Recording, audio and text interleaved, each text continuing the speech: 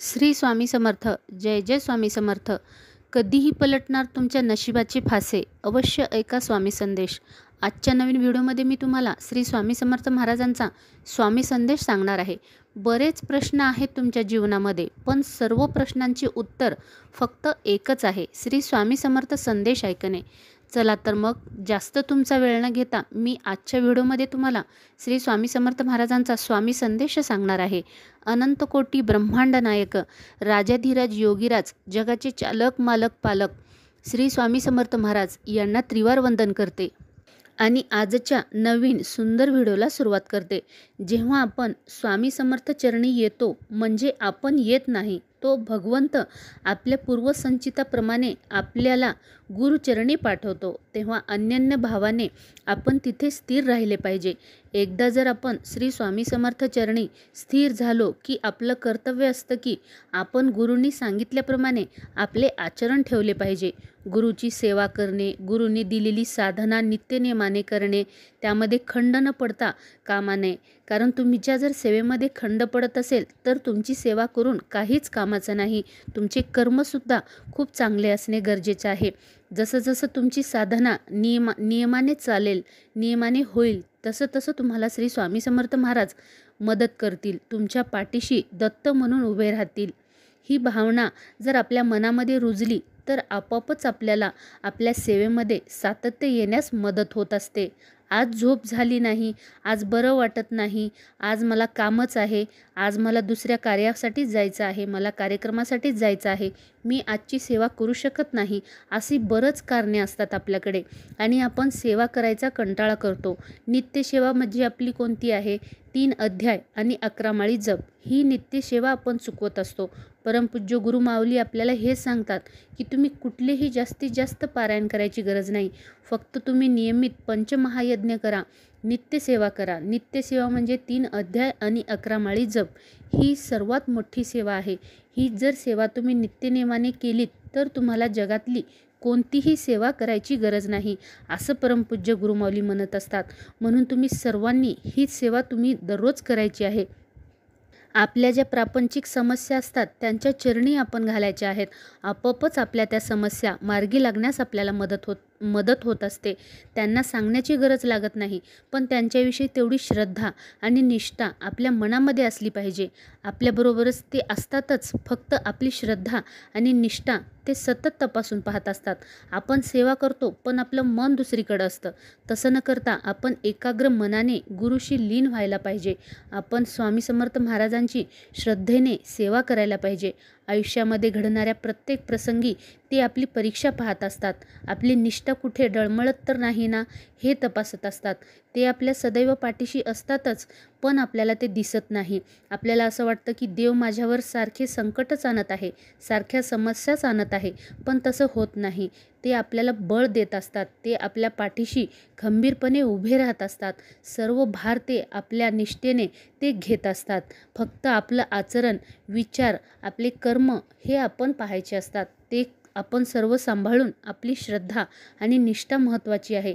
हे आपण जर केलं तर आपल्याला सेवेचं फळ हे लवकरच मिळत असतं. आपणच पेरलेल्या कर्माचं जेव्हा एक मोठं झाड होतं आणि ते झाड आपल्याला कर्माचं फळ द्यायला सुरुवात करतं, तेव्हा ते फळ गोड असेल किंवा कडू असेल, ते आपल्याला खावंच लागतात. आपल्या हातून घडणारे प्रारब्ध ते आपल्याला भोगावेच लागतात. मग ते श्री स्वामी समर्थ महाराजांच्या सेवेमुळं थोडेसे का होईना आपले कमी व्हायला मदत होते. आपण चांगले कर्म केले तर महाराज आपल्याशी पेढेच देतात. आपल्याकडे हातून जर वाईट कर्म घडले तर महाराज आपल्याला पेढे नाहीत देत, आपल्याला काहीतरी वाईट समस्या समोर येत असतात. म्हणून आपण आपल्या जीवनामध्ये नेहमी सतत चांगले कर्म करायचे असतात. सुखात असताना खायला दोघे बरं, हातपाय झाल्यावर चौघे बरं, या प्रकारची समाजामध्ये एक म्हण प्रचलित असते. म्हणजेच काय, तर दुःखाच्या वेळी पंचपक्वान्न खायला महत्त्व दिले जात नाही, तर आपल्या माणसाची आठवण केली जाते. म्हणून सुखात असो किंवा दुःखात असो आपल्या माणसाची कदर करा. जे माणसं खरे आपुलकीचे असतात त्यांचे प्रेमाचे 2 शब्द दुःखाच्या वेळी एक प्रकारचं औषध बनून जातात. अशा या आपुलकीच्या माणसावर मनापासून दूर जाऊ नका, तर त्यांची नाती जपा, असं सुद्धा श्री स्वामी समर्थ महाराज आपल्याला नेहमी सांगत असतात. आयुष्यामध्ये तुम्ही मार्ग निवडत असताना आईवडिलांचे मत नक्की घ्या, कारण जेवढं तुमचं वय नसतं तेवढं त्यांचा अनुभव असतो, तेवढा त्यांचा आशीर्वादसुद्धा महत्त्वाचा असतो, हे सुद्धा ते सांगत असतात. जीवनात संयम बाळगणे खूप महत्त्वाचे आहे, कारण आपण ठरवलेली प्रत्येक गोष्ट तशी होईलच असं नसतं. त्यासाठी आपले निष्ठासुद्धा महत्त्वाची असते. आयुष्याच्या वाटेवर चालताना स्वामी महाराजांची ओळख झाली ना, तर खूप दुःख, यातना, त्रास दुप्पट भोगावे लागतात, कारण तुम्ही स्वामीबरोबरीने अडथळे पार करत असतात. आपल्या कर्म व प्रारब्ध पाठ सोडत नाहीत. महाराज परीक्षा इतकी घेतात, भक्त सोन्याच्या भट्टीत तापवून काढतात, सोन्यासारखं बनवतात. म्हणजे तुमचा पापाचा खड्डा स्वामी नामाचे भरत असतो. लोक म्हणतात, मी इतकं स्वामीचं करतो, मलाच खूप त्रास होतो. पण महाराज तुमची परीक्षा घेत असतात. याची आपल्यावर खरी भक्ती आहे का? हार मानायची नाही. कितीही संकट आली तरी स्वामी चरण सोडायचे नाही. भक्ती करत राहायची. नक्कीच एक ना एक दिवस तुम्हाला फळ त्याचं भेटणारच आहे. तुमची निष्ठा किती आहे हे महाराज सारखं तपासत असतात आणि तुमच्यावर बार बार संकटे आणत असतात. म्हणजे तुम्ही त्या संकटामध्ये सुद्धा स्वामी सेवा सोडता की काय, असा त्यांना प्रश्न असतो. मग तुम्ही स्वामी सेवा जर सोडली नाही आणि तुमची सेवा तुम्ही अखंड चालूच ठेवलात, तर तुम्ही खरंच स्वामी सेवेकरी भक्त आहात. ही तुमची परीक्षा परमपूज्य गुरुमाऊली, परमपूज्य मोरेदादा आणि श्री स्वामी समर्थ महाराज तुमची परीक्षा घेत असतात. श्री स्वामी समर्थ महाराज नेहमी आपल्याला सर्वांना सांगत असतात, आयुष्याच्या वाटेवरचा प्रवास तसं म्हटलं तर कठीण नाही, तर खूप सरळ आणि सोपा असतो.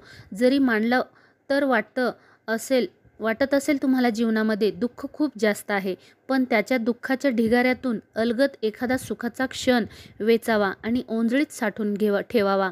जसा मुसळधार पावसात एखादा थेंब अलगद शिंपल्यात पडावा आणि शिंपले बंद होताच त्याचा मोती व्हावा, तसेच तर शोधायचे असतात आपल्याला सुखाचे क्षण.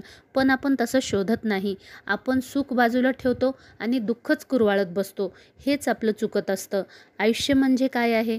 तर आयुष्य म्हणजे आहे निव्वळ दुःखाचा डोंगर. खळगे काटेरी झुडपं असलेला, पण कितीही खडतर असेल त्याचा रस्ता तरी तो मात्र पार करून डोंगर सर करावाच लागतो. कारण ह्याच कठीण दुःखाच्या डोंगराच्या कडेकपारीतून वाहत असताना सुखाच्या नद्या, त्या संत वाहणाऱ्या नद्याच तर क्षमवितात. सुखाच्या क्षणासाठी तहानलेली तहानसुद्धा आपल्याला भागवायची असते. मग काय, आपण हे दुःखाचे डोंगर चढत राहायचे, अस्तित्व आपलं जपत राहायचं, त्या रस्त्यावरून चालत राहायचं आणि शोधत राहायचं सुखाचे क्षण. त्या सुखाच्या क्षणाला आपण खूप चांगल्या रीतीने सांभाळायचं. दुःखाचे क्षण आपण कुरवळत बसायचं नाही. दुःखाचे क्षण आपण सोडून द्यायचे, कारण थोडं का होईना थांबून आपल्याला सुख संपल्यानंतर दुःख येतं आणि दुःख संपल्यानंतर सुख येतं. हे ऋतुचक्र जसं फिरतं ना, तशाच पद्धतीनं आपल्या जीवनामध्ये सुद्धा काही चांगले क्षण येतात तर काही वाईट क्षण येतात. या सगळ्या क्षणातून आपण पुढे सामोरे जायचं असतं. ह्या कठीण आव्हानांना आपण सामोरे जाण्यासाठी हवी असते हिंमत, साथ आणि फक्त एक आशेचा किरण, जो दुरून जरी दिसला नाही तरी अंगी येतं बळ. संपूर्ण दुःखाचा डोंगर सहज पार करून सुखाच्या नदीतल्या पाण्याने आपली ओंजळ अलगद भरून घेता येते. मग आपल्याला घ्यायची आहे ना भरून, तर थोड्याच्या सुखाच्या क्षणांनी आपली ओंजळ भरून घ्यायची असते. दुःख आपण आपलं बाजूला ठेवायचं असतं आणि आपल्या जीवनामध्ये सुखच येईल याचा विश्वास आपण आपल्या महाराजांवर ठेवायचा असतो. जर तुम्ही सुखालाच जवळ ठेवलात, दुःखाला दूर ठेवलात आणि दुःखाला जवळ केलात आणि सुखाला दूर ठेवलात तर चालणार नाही. दोन्हीही आपल्याला देव तितकंच देत असतो. फक्त आपल्याजवळ संयम हवी, आपली सेवाही चांगली हवी, तरच आपण कोणताही क्षण आनंदाने घालू शकतो. चांगले विचार समजण्यासाठी सुद्धा खूप उशीर लागतो, पण एकदा समजले की आयुष्यभर विसरत नाही. म्हणून जीवनात गवतासारख्या भेटणाऱ्या लोकांपेक्षा वटवृक्षासारख्या खंबीर असणाऱ्या लोकांच्या सानिध्यात राहा. आयुष्याच्या सुखासाठी कधी हसावं लागतं तर कधी रडावं सुद्धा लागतं, कारण सुंदर धबधबा बनायला त्या पाण्यालाही खूप उंचावून पडावं लागतं. तेव्हाच कुठं आपल्याला सुंदर धबधबा दिसत असतो. शेवटी तुम्हाला एवढं सांगू इच्छिते, तुम्ही काही जे कारणं देता ती कारणं तुम्ही सोडून द्यायला शिका. तो माझ्याशी असंच बोलला, त्यानं माझ्याशी कानाडोळाच केला, त्यानं मला चहा प्यायलाच बोलवलं नाही, तो माझ्याशी कानाडोळा केला किंवा त्यानं मला बसच म्हटलं नाही, माझ्याकडे ही गोष्ट नाही, माझ्याकडे ती गोष्ट नाही, मला काहीच येत नाही, ही सर्व काही बोलणं तुम्ही सोडून द्या. ही सर्व कारणं तुम्ही सोडून द्या.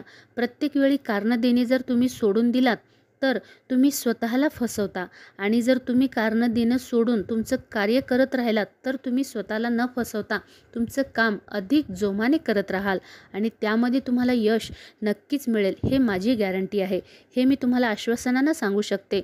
जर तुम्ही सगळ्या गोष्टी सोडून देऊन तुमचे कर्म करत राहिलात, तुमचे चांगले कार्य, जे काही तुमची जॉब असेल, नोकरी असेल, जे काही तुमचा छोटा मोठा व्यवसाय असेल, कुठलंही काम असेल, ते जर तुम्ही करत राहिलात तर तुम्हाला त्या प्रत्येक कार्यामध्ये यश मिळेल. तुम्हाला श्री स्वामी समर्थ महाराज तुमच्या पाठीशी कायम उभे राहतील. तुम्ही तुमचं कार्य करत राहा. महाराज तुमच्या नेहमी सदैव पाठीशी राहतील. श्री स्वामी समर्थ महाराज सर्वत्र आहेत. फक्त योग्य वेळ आली की तुम्हाला ते भरभरून देतील.